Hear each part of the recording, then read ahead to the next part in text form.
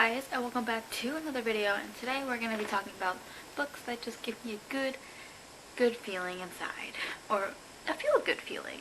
So I just did a video where I talked about books that made me feel like meh, and I will link that above because honestly these kind of go in conjunction together, sort of, because I had the idea at the same time. We're going to get into it. A lot of these, you know, are my favorites that I've talked about and I loved. So I'm going to get into them. I won't talk about them long though, just because I know that you've heard me talk about them. So let's get started. First one shouldn't be a surprise. It's a series that I've loved forever and I've talked about it so many times. This channel is named after it. And that's the Mastermind series, or specifically what I'm holding is Mastermind, The Angel Experiment. I have multiple copies of this book. Every time I read this book series, it uplifts me from a feeling that I was in before, whether I was feeling upset or mad or something. Whenever I pick it up, it just makes me so unbelievably happy and nostalgic, and I love it so much. If y'all are wondering, Olivia, are you gonna read the spin-off? You bet your ass I am. Will I enjoy it? I don't know, but we'll see. The next one is also a piece of nostalgia because I read this and Maximum Ryan around the same time, and that is Difficulys by Scott Westerfeld. So this series I have loved for a long time. I recently did a reread for it last year for one of my classes, and forgot how much I loved this series. Like, I have double copies of Uglies and of Specials because I got the original covers that I read and then I bought these. I had to buy one at BookCon, I believe, so that's part of the reason. But I really enjoyed these, and I always feel so happy when I think about them, even though it's not really like a happy concept. It's happy but not happy. You know, if you know, you know, but like, I don't know, like, I just have that fondness of it in my heart, and it makes me like feel so good inside that I just explode.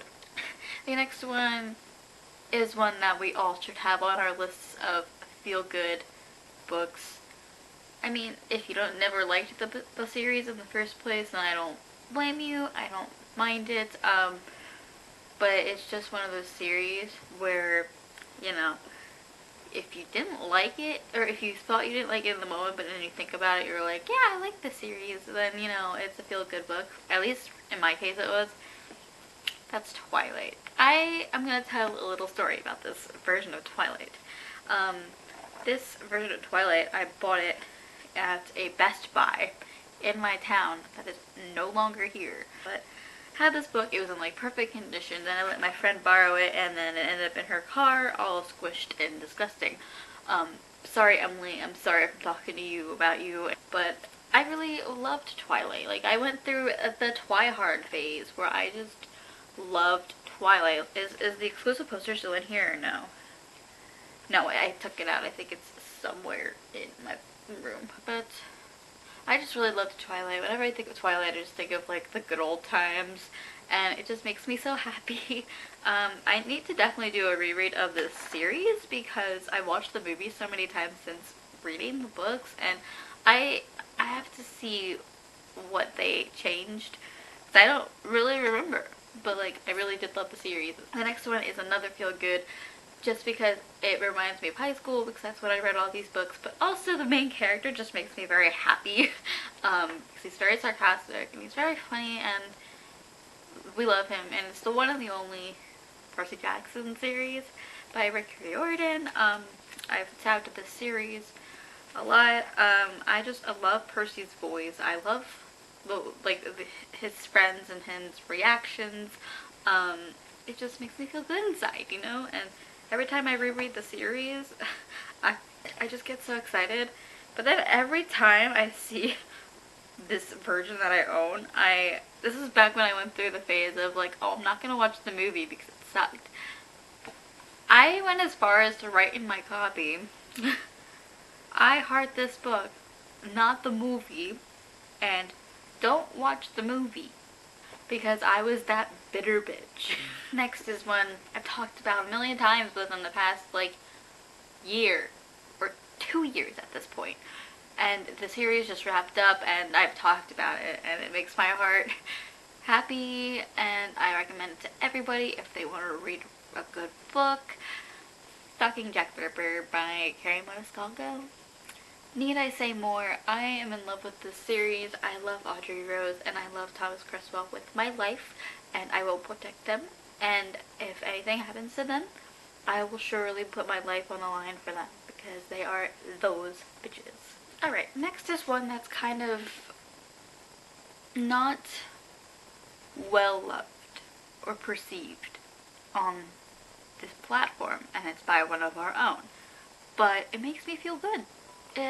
I related to it a lot, especially as a college student, reading it and understanding it and just divulging into it.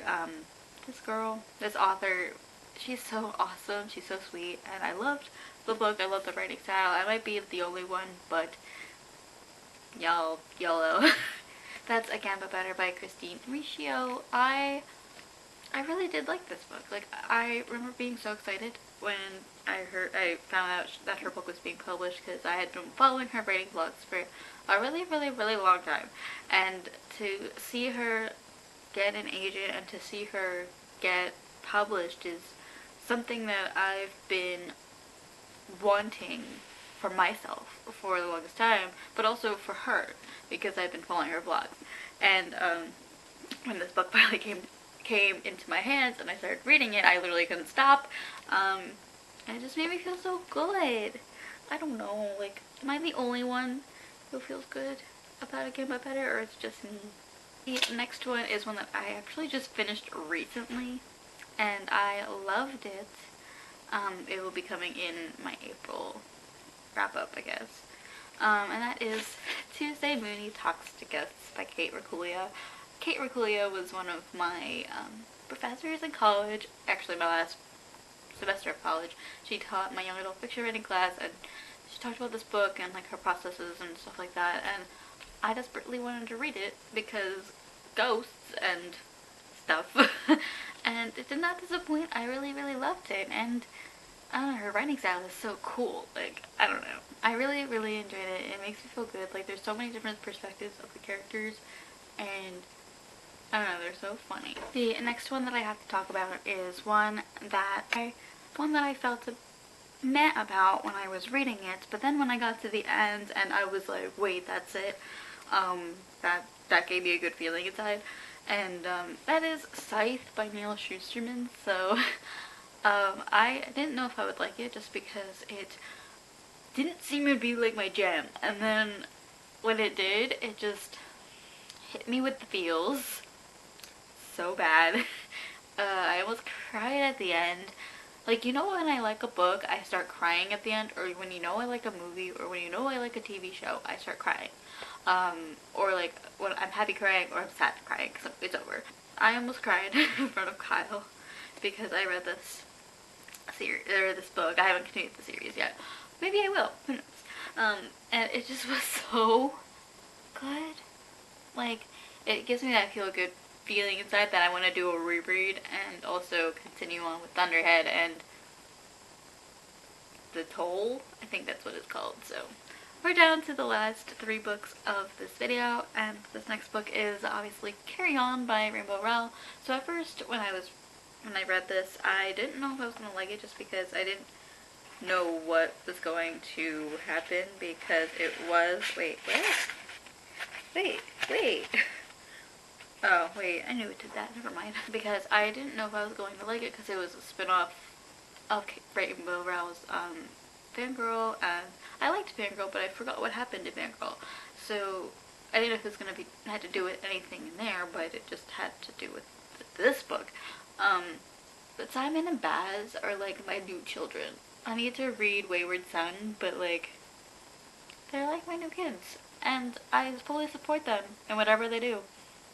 Unless it's like turning evil, then I can't support that. But I love them.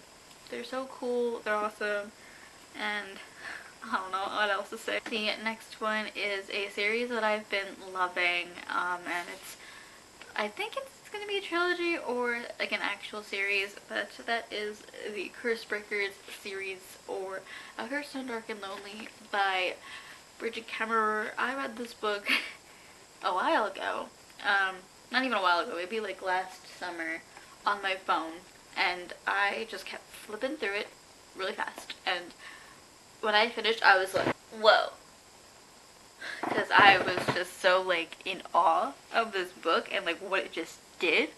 And then A Heart So Fierce and Broken came out, and it did the same thing with me.